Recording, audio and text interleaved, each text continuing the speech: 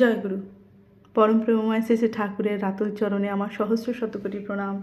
আপনারা যারা দেখছেন তাদের প্রতি প্রত্যেককেই আমার আনন্দিত জয়গুরু ও যথাযোগ্য স্থানে স্নেহ ও ভালোবাসা। আজকে আমি যে আমার ভিডিওর বিষয় সেটি হচ্ছে যে শ্রীকৃষ্ণ একমাত্র ভগবান, কথাটা কি ঠিক? শ্রীকৃষ্ণই একমাত্র ভগবান, কথাটা ঠিক কি না সেই বিষয়ের উপর আজ আমার ভিডিও। এটি আমি একটি সোশ্যাল মিডিয়া থেকে আমি পেয়েছি।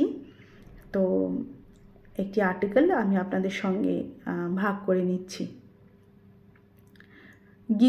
শ্রীকৃষ্ণ গীতায় বলেছেন, আমি প্রতি যুগে যুগে আসি। তাহলে নিশ্চয়ই তিনি ভুল বলেননি।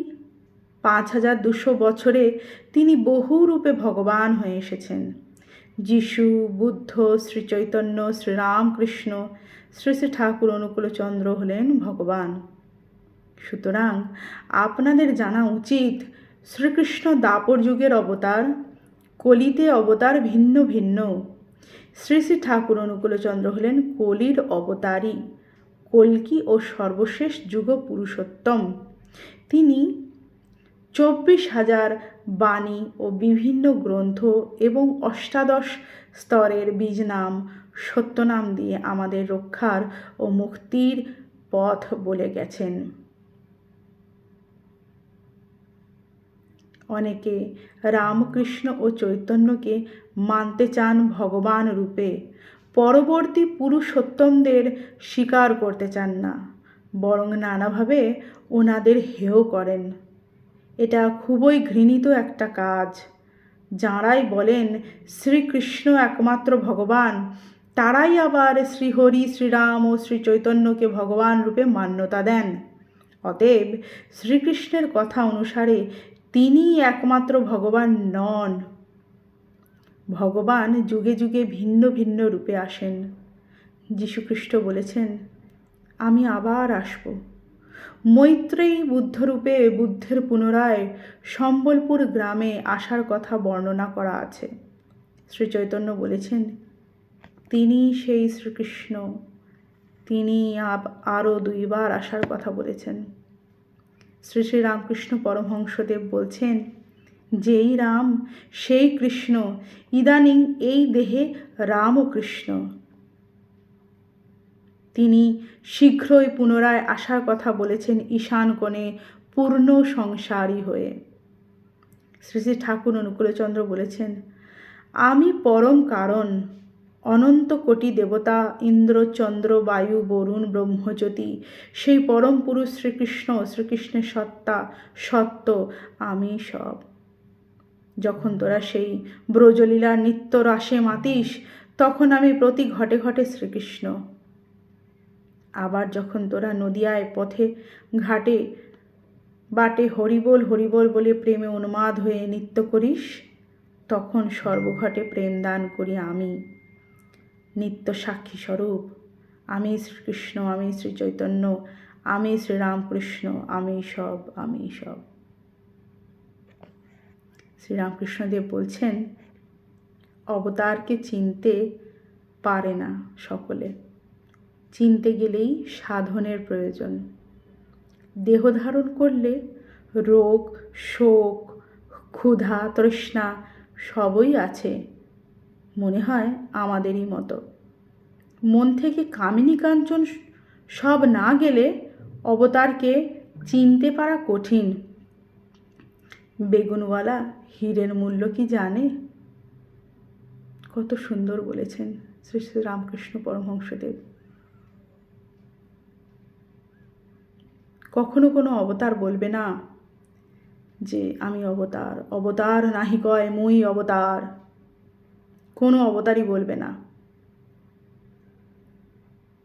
তারা মানব শরীর নিয়ে আসেন ধরায়, তাদেরকে বিধির বিধানে সেইভাবেই কর্ম করতে হয়, চলতে হয়।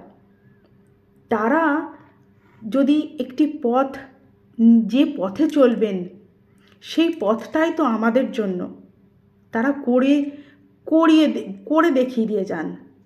প্রতিটি কাজ তারা নিজেরা করে করে আমাদেরকে বোঝানোর চেষ্টা করেন যে এইভাবে চলো, এইভাবে চললে মানব জাতির কল্যাণ, মঙ্গল। কিন্তু আমরা ওই যে বেশি বুঝি, যখন তেনারা আসেন তেনাকে মেনে নিতে পারি না, কিন্তু পরে বছরের পর বছর কেটে যাওয়ার পরে তখন চেতনার উদয় হয় আমাদের মধ্যে। তখন আমরা অনুভব করি, হ্যাঁ, তিনি ভগবান ছিলেন, তিনি ভগবানের অবতার ছিলেন। এই হচ্ছে আমাদের মানব বুদ্ধি, একদম কাদা মাখামাখি বুদ্ধি, মানে কলুষিত, পাঁকে ভর্তি।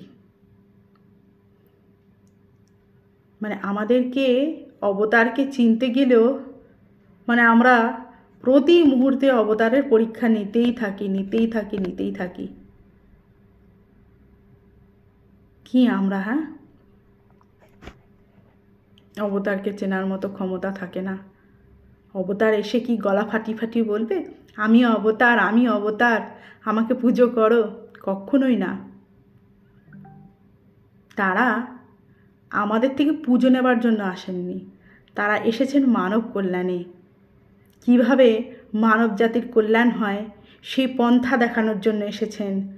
তেনারা নিজেরা করে দেখিয়ে দিয়ে গেছেন যে এইভাবে চলো, এইভাবে চললেই তোমাদের মঙ্গল। পুজো তো করেছি আমরা, তেনারা তো বলেননি আমাদের পুজো করো। পুজো করেছি আমরা, এই মানুষ যারা পরে বুদ্ধির উন্মোচন হয়েছে, মস্তিষ্কের দ্বার খুলে গেছে, সেই আলো প্রবেশ করাতে পেরেছি মস্তিষ্কের মধ্যে।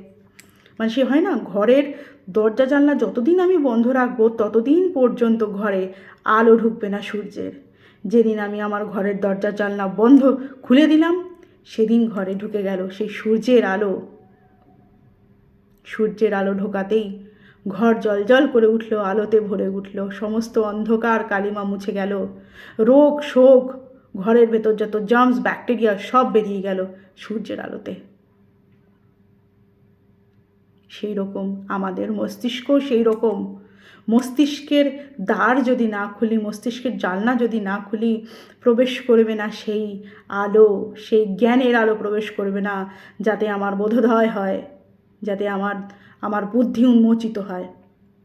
বুদ্ধির উন্মোচন, বুদ্ধির বিকাশ না ঘটলে আমরা কখনো বুঝতে পারবো না যে তিনি অবতার। সাধারণ মানুষ তো আমরা বুঝতে পারবো না, আমাদের বুঝতে অনেক দেরি আছে।